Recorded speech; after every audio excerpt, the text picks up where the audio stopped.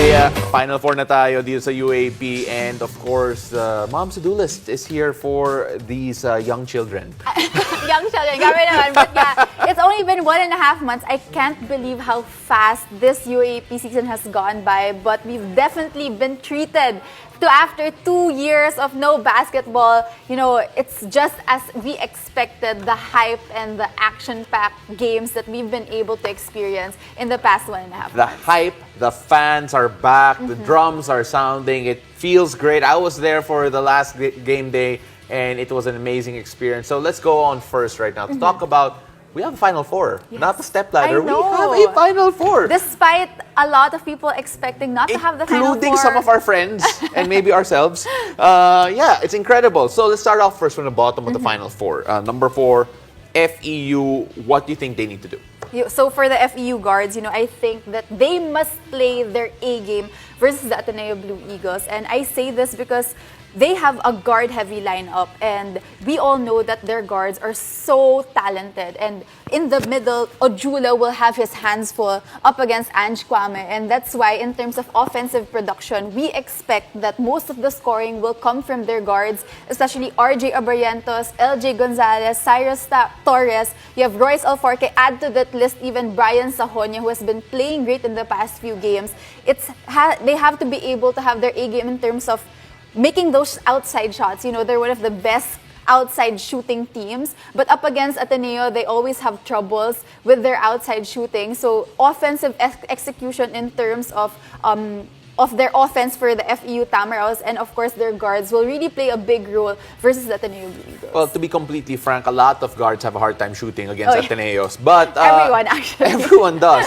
But we're going to talk a bit about that later. But let's move on now first to DLSU because DLSU and UP going up against each other. We're not going to be friends for 2 hours for the entire game. Pero for LaSalle, you have a guard that you want to step up during the entire season, and the same remains true for the Final Four. You know, the De La Salle Green Archers on paper, when we talk about this all the time, that they are so strong on paper, but then in the first 2 rounds of the season, we've seen them been inconsistent. But in the past 2 games, it has really been Evan Nelly who has been carrying the De La Salle squad, really being that court general that they need, orchestrating their offense, being very patient in their half-court sets. And I think, you know, with his veteran smarts, with him being an NCAA champion already, he can bring that as they enter the Final Four. And, you know, he's the type of player, he doesn't need to score. He can make his teammates look good, but at the same time, when he needs to score, he can step up to the plate. So I think that Evan Nelly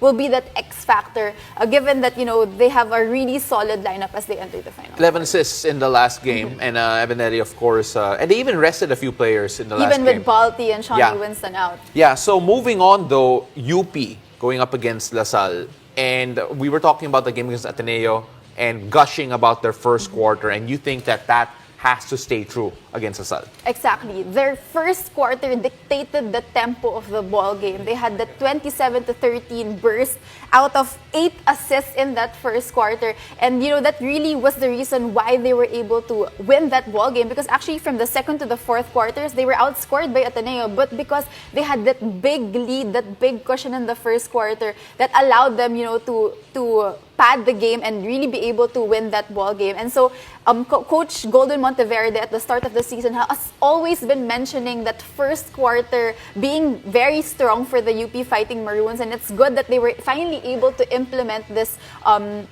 plight of Coach Golden Monteverde. And I think if they're able to continue that versus LaSalle, they'll have a strong chance to enter the finals once again. And of course, Ateneo naman, we're doing something that we did not expect we'd be doing. They, right now, your instruction is to not dwell on a loss. Exactly. Which is, I cannot believe you were saying that. But why is that most important for you? Because everyone was expecting them to sweep not just the elimination round, but the whole season. So there were so much expectations for this Ateneo squad. They were favored to win, not just favored, but sweep the whole season. And given that they had the loss at their last game day of the elimination round, you know, that can really break their hearts, mentally also be a big barrier as they enter the Final Four. But I know that Coach Tab Baldwin will condition all his players' minds to leave the past behind, focus on the game at hand versus the FEU Tamaraos. They had blowout wins against FEU in the first 2 rounds. They need to focus on that. I mean, I know that there are a lot of things that they need to work on